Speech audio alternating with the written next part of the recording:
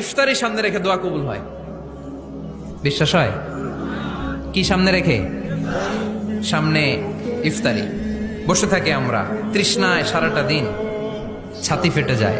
আল্লাহ দেখে, দেখতে দেখতে আল্লাহর একটা সফট কর্নার তৈরি হয়। এটাই সুযোগ কাজে লাগানোর, ঠিক কিনা? মুমিন ঝুঁকবো যে কূপ মারে, সময় মতো কাজ করে, ঠিক কিনা? আল্লাহ তখন ফেরেশতাদেরকে জিজ্ঞেস করে, এই ঘটনা কি? খায় না যে?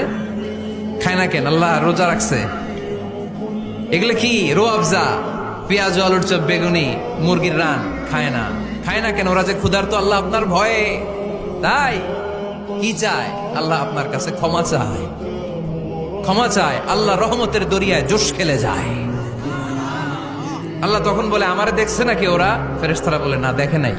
আমার জান্নাত জাহান্নাম দেখেছে? না দেখে নাই। আমারে না দেখে, জান্নাত জাহান্নাম না দেখে আমার এত ভয় করে? যাও, আজকের এই রোজার বিনিময়ে এখন বান্দা যা চাইবে সব কবুল করে নেব।